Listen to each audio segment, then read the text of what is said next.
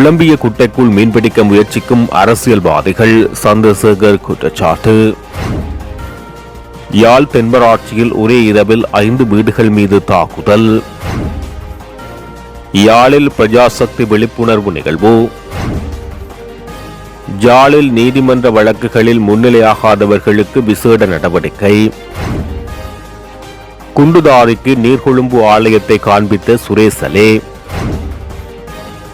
ஜனாதிபதியின் விசேட பொருளாதார குழு கூடியது. இலங்கையில் எரிபொருள் அதிகரிப்பால் பொருளாதாரத்தில் ஏற்பட போகும் அபாயம். சுரேசலேவுக்கு சிஐடியில் ஏற்பட்டுள்ள நிலைமை விமலுக்கு அரசாங்கம் சாட்டையடி. பிரஜாசக்தி தேசிய வேலை திட்டம் தொடர்பில் மாவட்ட மட்டத்தில் விழிப்புணர்வூட்டும் நிகழ்ச்சி திட்டம் யாழ் தந்தை செல்வ அரங்கில் நேற்று புதன்கிழமை யாழ் மாவட்ட மேலதிக அரசாங்க அதிபர் கே சிவகரன் தலைமையில் இடம்பெற்றது. கிராமிய அபிவிருத்தி, சமூக பாதுகாப்பு மற்றும் சமூக வலுவூட்டுகை அமைச்சர் கலாநிதி உபாலி பன்னிலகை, பாராளுமன்ற உறுப்பினர்களான கர்மநாதன் இளங்குமரன், வைத்தியர் பவனந்தராஜா மற்றும் பிரதேச செயலாளர்கள் என்பன பலர் கலந்து கொண்டார்கள். அரசியல் நோக்கத்திற்காக நாங்கள் இந்த பிரஜாசக்தி செயற்திட்டத்தை செய்யவில்லை. உண்மையாகவே ஜனாதிபதி அவர்கள் கிராமிய வறுமையை ஒழிக்கும் முகமாக கிராம மட்டத்திலிருந்து அரசாங்கங்கள் எடுக்கின்ற செயற்திட்டங்கள் தொடர்பாக மக்கள் முடிவெடுக்க வேண்டிய தேவை இருக்கிறது. இதுநாள் வரைக்கும் மேல் மட்டங்களில் இருந்து வந்த அபிவிருத்திகள் தான் நடைபெற்றிருந்தது. இப்போது பிரஜாசக்தி என்ற மக்களுடைய கருத்துக்களை கேட்டு அதனூடாக அபிவிருத்தியை மேற்கொள்வதற்கு ஒரு கட்டமே இந்த பிரஜாசக்தி. அதாவது ஒவ்வொரு கிராமத்திலும் 15-20 அங்கத்தவர்களை கொண்ட ஒரு குழுக்கள் இருக்கின்றன. அந்த குழுக்கள் பிரேரிக்கின்ற பட்சத்தில் செயற்பாடுகளை முன்னோக்கிய கிராம மட்டங்களில் அபிவிருத்தியை முன்னோக்கி கொண்டு செல்வதற்கான ஒரு செயற்திட்டமே ஒழிய இது அரசியல் நோக்கத்திற்கான செயற்திட்டம் இல்லை என்றது தெளிவாக கூறுகிறது.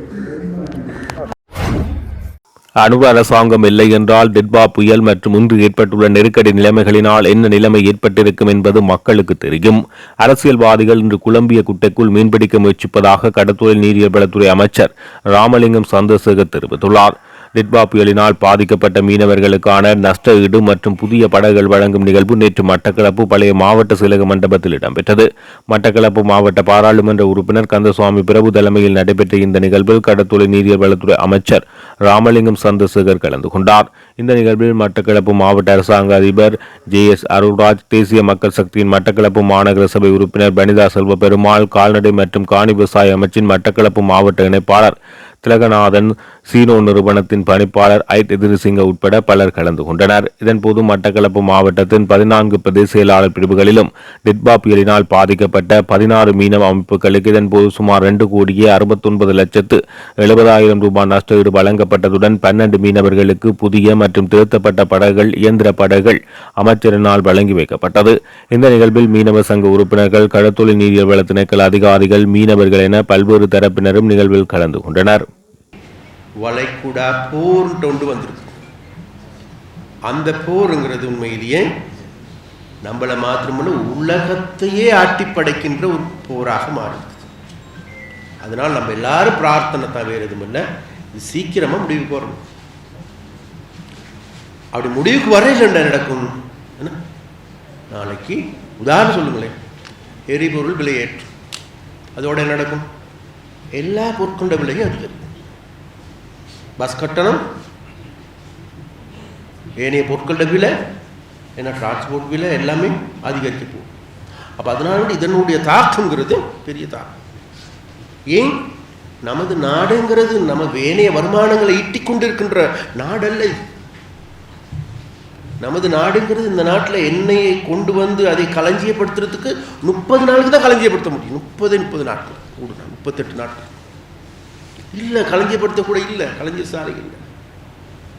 இப்போ நம்ம இப்போ தான் புதிதாக ஆரம்பித்து வேலைகள் செய்து கொண்டு போகிறோம். எதிர்வரும் காலங்களில் ஓரளவு குறைஞ்சது ஒரு 3 மாதத்துக்கு சரி அல்லது 6 மாதத்துக்கு சரி சேகரித்து வைப்பதற்கான களஞ்சியப்படுத்துவதற்கான வேலை திட்டங்களை முன்னெடுக்கணும். சரி, அப்போ அந்த வேலை திட்டங்கள் 14 வீடு நமக்கு இருக்கின்ற பிரச்சனை என்னென்னு கேட்டால், இன்னைக்கு உலகத்தில் ஏற்படுகின்ற இந்த விலை ஏற்ற இறக்கம் தளம்பல் நிலை என்பது அதனுடைய தாக்கம் நமக்கும் ஏற்படும். ஆனால் இதை வச்சு என்ன சொல்கிறது? என்ன குழம்பிய குட்டையில் மீன் பிடிக்கின்றவர்கள் கொஞ்சம் பேர் இருக்கிறாங்க தான். நம்மளோட அரசியல்வாதிகளை சொல்கிறாங்க, இந்தா அரசாங்கம் சொன்னிச்சு 38 நாளைக்கு எண்ணெய் இருப்பதாக சொன்னார்கள். ஆனால் நேற்று விலையை அதிகரித்து விட்டார்கள். சரியா? மக்கள் மீது சுமைகள் அதிகரித்து விட்டன. ஆகவே இந்த அரசாங்கம் என்பது மக்களுக்கு துரோகம் செய்கின்ற அரசாங்கம். இவர்களை விரட்டி விட்டு அடுத்து எங்கள் கையில் ஆட்சி அதிகாரத்தை தாங்கண்டு கேட்கறதுக்கு வந்திருக்கிறார். சரியா? உங்களுக்கு எல்லாருக்கும் தெரியும். நம்ப இல்லைன்னு சொன்னான். என்ன அனுர தலைமையின் கீழே தேசிய மக்கள் சக்தி அரசாங்கம் இல்லைன்னு சொன்னான். இன்றைக்கெல்லாம் ஏற்பட்ட இந்த தித்வா புயலா அல்லது இந்த நெருக்கடிகளின் போது என்ன நடந்திருக்கு நமக்கு எல்லாருக்கும் தெரியும். சுனாமியின் போது சுனாமி காசை கொள்ளடிச்சவங்க இருக்காங்க தான். என்ன சுனாமி காசை கொள்ளடிச்சவனுக்கு இருக்கிறான், சுனாமி நிதியத்தை. சரியா? அப்படியாப்பட்ட ஆக்கள் இருந்தது. மக்களுக்கு வழங்கியன மக்களுக்கு, அதாவது வெள்ளத்தால் பாதிக்கப்பட்ட மக்களுக்கு நிவாரணம் வழங்குவதற்கு விவசாயிகளுக்கு வழங்கின நிதியை கொள்ளடிச்சவன் இருக்கானுங்களா இல்லையா? இன்னைக்கு சாதாரண அரசியல்வாதிகளாக வந்தவர்கள்லாம் பெரிய கோடீஸ்வர குபேரர்களாக எப்படி மாறினார்கள்? யாருடைய காசு? அதனால தான் நம்ம சொல்கிறோம் என்ன கேட்டோம், நீங்கள் நாங்கள் இருந்தாலும் சரி இல்லாட்டியும் சரி. சரியா? இது நம்மளோட பிள்ளைகளுக்கு சொல்லணும். நாளைக்கு இந்த நாட்டில் ஒரு அரசியல் என்கிட்ட அரசியலுங்கிறது அத்தியாவசியமான அரசியல் தான் எல்லாமே தீர்மானிக்குது. நமக்கு எங்களுக்கெல்லாம் அரசியல் வேணாம், அரசியல் எங்களுக்கு சோறு போடுதான் இப்படி கேட்கணும் தானே. சோறு சாப்பிட்ற அரசியல் விலையை நிர்மாணிக்கிறது யார்? அரசியல். இன்னைக்கு இருக்கிற அரசியல் ஆலை உண்மையாளர்கள் யாரு? இதுக்கு முன்னுக்கு எங்களுக்கு கூட்டுறவு சங்கங்கள் இருந்துச்சு தானே, சின்ன சின்ன ஆலைகள் இருந்துச்சு தானே. அதெல்லாத்தையும் இழுத்து மூடப்பட்டிருக்கிறது ஏன்? அந்த ஆலைகள்லாம் இறுக்கமாக இருந்தால் நடந்திருக்கும். என்ன பறந்துபட்ட நிலைமையில தான் இருக்கலாம். ஆனால் இன்றைக்கு எல்லாமே, ஆனால் இன்னைக்கு அரசாங்கம் ஃபுல்லாக ட்ரை பண்ணுதுன்னா வருகின்ற நெல்லை 100% நிலசரி கொள்வனவு செய்து இந்த விலை என்ன தளம்பல் நிலையிலிருந்து ஓரளவு பாதுகாக்கும். அதுக்காக இன்னைக்கு என்ன இருக்கும், இந்த வருஷம் நெல் ஓகே, நெல் அரிசி இனிமேல் இறக்குமதி செய்ய வேண்டிய அவசியம் இல்லை. வெளிநாட்டிலேருந்து இறக்குமதி செய்ய வேண்டிய ஒரு சில பொன்னி அரிசி அல்லது இந்த போன்ற அரிசிகள் அந்த மாதிரி அரிசிகள் மாத்திரம் இறக்குமதி செய்ய வேண்டும். உள்நாட்டுக்கு இனிமேல் அரிசி இறக்குமதி தேவைப்படாது. அதனால அப்படியாப்பட்ட ஒரு நிலையை நோக்கி இன்றைக்கு நாடு நகர்ந்து கொண்டிருக்கு. அதனால வேண்டி நாங்கள் சொல்கிறோம் என்னன்னு கேட்டால், நம்மளோட அரசியல்வாதிகள் நம்மளோட மற்ற கட்சிக்காரர்கள் நாங்கள் குறை சொல்கிறதுக்கு இல்லை. ஏன்னா அவர்களுக்கு தெரியும் இன்னைக்கு மக்கள் மத்தியில் கேட்கின்ற பொழுது பார்க்கின்ற பொழுது மக்களுக்கு தெரியும் இன்னைக்கு இந்த எரிபொருள் விலையின் அதிகரிப்புக்கான காரணம் என்ன. நம்ம மாத்திரம் அதிகரிச்சிருக்கோம், உலகம் எல்லாத்து நாட்டிலும். இந்தியாவில் எத்தனை நாளைக்கு களஞ்சியப்பட்ட முடியும்? பிரான்ஸில் நம்ம வேற உலகத்தில் பெரிய நாடுகள் சொல்லுகின்றோம். அமெரிக்கா வேறு எதுவும் உலக நாடை கொள்ளடிச்சு சேர்த்து கொண்டு இருக்காங்களே தவிர என்ன தாங்கள் நாட்டில். அப்போ அதனால வேண்டிய அப்படியாப்பட்ட ஒரு நிலைமைகள் இருக்கு. அப்போ இந்த நிலைமைகள் இருந்தோட இன்றைக்கு நம்ம இன்றைக்கு படிப்படியாக மீண்டு வருகின்ற பொழுது என்ன நம்மளோட காலாலையும் கையாலையும் இழுக்கின்ற வேலைகளை செய்கின்ற ஆக்கள் இருக்கிறாங்க. அதனால் நம்ம சொல்கிறோம் என்னன்னு கேட்ட வேறு எதுவும் இல்லை. இது மட்டக்களப்புக்கு மாத்திரமே நாட்டுக்கு எடுத்துக்கொண்டு அப்படித்தான். ஏன்னா யாழ்ப்பாணத்தை நீங்கள் பார்த்தீங்கன்னு சொன்னால் யாழ்ப்பாணம் இன்றைக்கு வேகமான ஒரு மாற்றத்தை நோக்கி வந்து கொண்டு. ஆனால் அங்கே நம்ம இண்டோர் ஸ்டேடியம் செஞ்சோம் போயிட்டு வளர்ந்துட்டோம். யாழ்ப்பாணத்தானுக்கு இண்டோர் ஸ்டேடியம் வேண்டாம், அவன் நாசம் போனால் பரவாயில்லை, வளர்ந்து பெரிய கிரவுண்ட் ஒன்று வரப்போகுது, கிரிக்கெட் கிரவுண்டு. யாழ்ப்பாணம் தென்மராட்சி பிரதேசத்தில் ஆயுதம் தாங்கிய குழுவினரால் ஒரே இரவில் 5 வீடுகள் மீது தாக்குதல் மேற்கொள்ளப்பட்டுள்ளது. இந்த சம்பவங்கள் நேற்று அதிகாலை 1 மணிக்கும் 2:30 மணிக்கும் இடைப்பட்ட நேரத்தில் இடம்பெற்றுள்ளது. சாவச்சேரி போலீஸ் பிரிவுக்குட்பட்ட ஒரு வீட்டின் மீதும் கொடிகாம போலீஸ் பிரிவுக்குட்பட்ட 4 வீட்டு மீதும் குறித்த ஆயுத குழுவினர் தாக்குதல் மேற்கொண்டுள்ளனர். சாவச்சேரி போலீஸ் பிரிவில் உள்ள மீசாலை மேற்கு வங்களா வீதியில் அமைந்துள்ள வீடொன்றில் புகுந்த ஆயுத குழுவினர் வீட்டில் இருந்த பொருட்களை அடித்து சேதப்படுத்தியுள்ளனர். மேலும் கொடிகாமம் போலீஸ் பிரிவுக்குட்பட்ட மீசாலை தட்டான்குளம் வீதியில் 2 வீடுகள் மீது பெட்ரோல் குண்டு வீசி தாக்குதல் மேற்கொள்ளப்பட்டுள்ளது. இதன்போது வீடு முற்றாக தீக்கிரைக்கு உள்ளாகியுள்ளதோடு மினி பஸ் ஒன்றும் மோட்டார் சைக்கிள் ஒன்றும் எரிக்கப்பட்டுள்ளது. மேலும் கொடிகாம போலீஸ் பிரிவில் மீசாலை வடக்கு ஞானவீரவர் வீதியில் உள்ள வீடொன்றுக்குள் புகுந்த குழுவினர் அங்கு தாக்குதல்களை மேற்கொண்டுள்ளனர். இதன்போது வீட்டில் இருந்த பொருட்களுக்கு சேதம் விளைவிக்கப்பட்டதோடு இளைஞர் ஒருவர் வாளால் வெட்டி காயப்படுத்தப்பட்டுள்ளார். இதனையடுத்து கொடிகாமம் போலீஸ் பிரிவில் உள்ள மீசாலை வடகிழக்கு ஊரெல்லையில் உள்ள வீடொன்றில் புகுந்த குழுவினர் அங்கிருந்த 2 கார்கள், வட்டாரக வாகனம் மற்றும் மோட்டார் சைக்கிள் ஒன்றையும் அடித்து நொறுக்கியுள்ளனர்.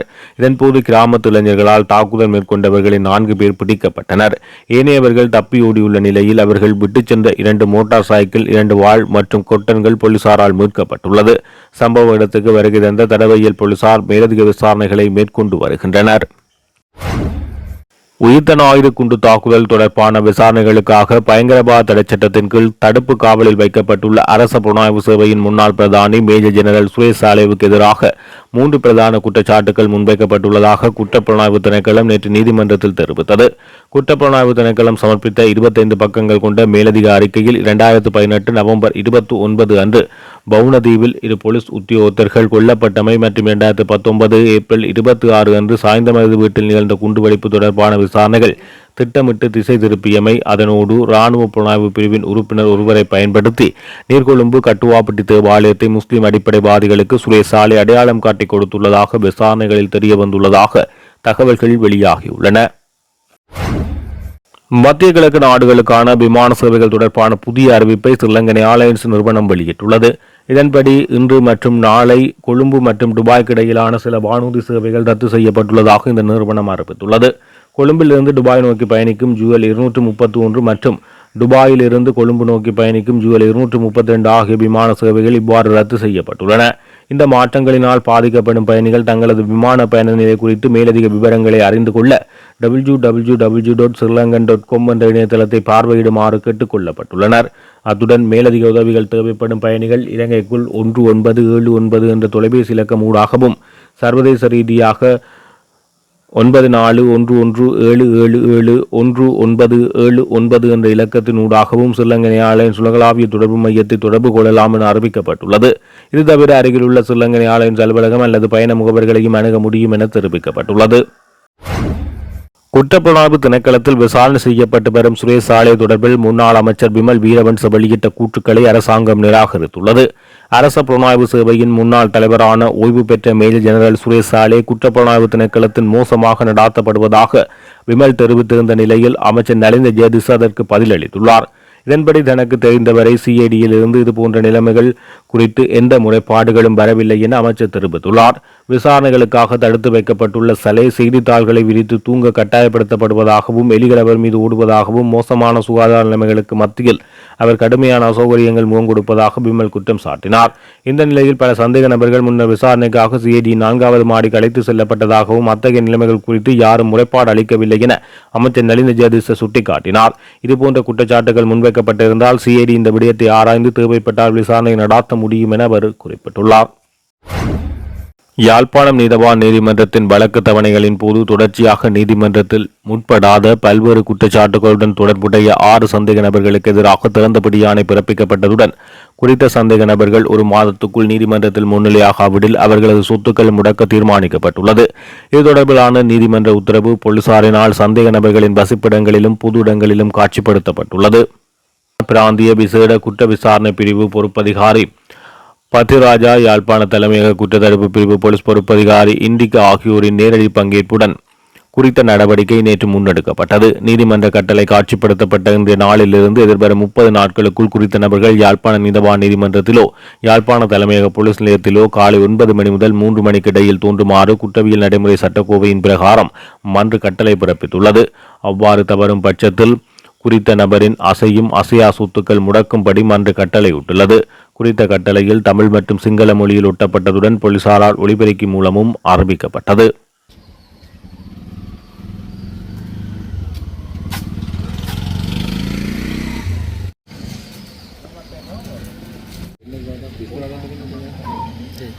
கட்டளை யாழ்ப்பாண நீதவான் நீதிமன்றம் இலக்கம் 35 ஓரண்டில் வேலை பெற்று தருவதாக கூறி பணம் மோசடி செய்தமை சம்பந்தமாக யாழ்ப்பாண நீதவான் நீதிமன்றால் வழக்கு இலக்கம் MC/27-151/PC/18 12 வழக்கில் 2024 12/11 தேதியிலிருந்து சிறந்த பிடியாணை பிறப்பிக்கப்பட்டுள்ளது. அன்றைய தினத்திலிருந்து இதுவரை வழக்கிற்கு சமூகம் அளிக்காமல் தலைமறைவாகியுள்ளதாக அறிக்க முடிகின்றது. அதனால் இவ் நீதிமன்றத்தில் தோன்றுமாறான பிரகடனம் காட்சிப்படுத்தப்பட்ட தினத்திலிருந்து 30 நாட்களுக்கு மேற்குறித்த பெயர் குறிப்பிடப்பட்ட நீர் 2026/4/29 தேதி முதல் யாழ்ப்பாணம் கௌரவ நீதிமன்றத்திலோ அல்லது யாழ்ப்பாணம் விசேட குற்ற விசாரணை பிரிவில் போலீஸ் நிலையத்தில் தோன்றுமாறு 1979 ஆண்டில் 15ஆம் இலக்க குற்றவியல் நடைமுறை சட்டக்கோவை 61 ஆ பிரிவின் கீழ் பிரகடனம் செய்யப்படுகின்றது.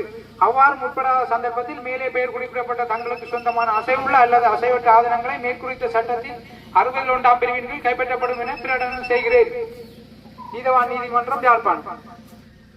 නිවන නියෝගය විදේශ රැකියාවක් ලබා දෙන බවට පොරොන්දු වී මුදල් වංචා කිරීම සම්බන්ධයෙන් 2004 12 11 දින අංක 35 භුවනේශ්වරී අම්බාල් පාර 36 வெளிப்புற அழுத்தங்களுக்கு மத்தியில் இலங்கையின் பொருளாதார ஸ்திரத்தன்மையை பாதுகாப்பதற்கும் பிரஜைகளின் நலனை உறுதி செய்வதற்கும் ஜனாதிபதி அனுரகுமார திசாநாயக்கவின் முன்மொழிவுக்கிணங்க நிறுவப்பட்டுள்ள பொருளாதார கண்காணிப்பு குழு நேற்று மாலை ஜனாதிபதி அலுவலகத்தில் கூடியது. தொழில் அமைச்சருக்கும் நிதி மற்றும் திட்டமிடல் பிரதி அமைச்சருமான அனில் ஜெயந்த பெர்னாண்டோ தலைமையிலான இந்த குழுவில் ஜனாதிபதியின் சிரேஷ்ட மேலதிக செயலாளர் ரசல் அபோன்சு செயலாளராகவும் அழைப்பாளராகவும் செயற்படுகிறார்.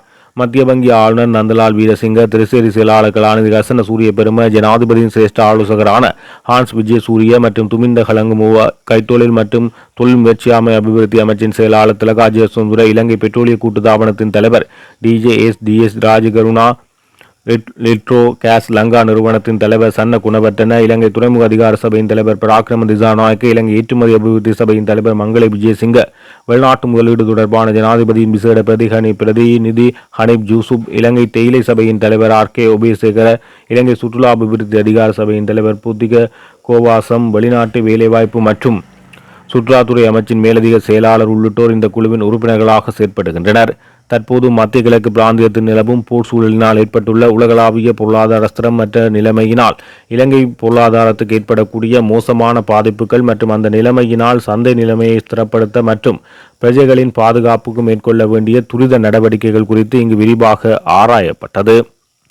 ஒரு சிறிய பொருளாதாரத்தை கொண்ட நாடு என்ற ரீதியில் வெளிநாட்டில் பணிபுரியும் தொழிலாளர்களின் பணப்பரிமாற்றம் மற்றும் அந்த வளைய நாடுகளுடனான வர்த்தக தொடர்புகள் மற்றும் முதலீடு என்பவற்றில் எரிபொருள் இறக்குமதி தங்கியுள்ளது.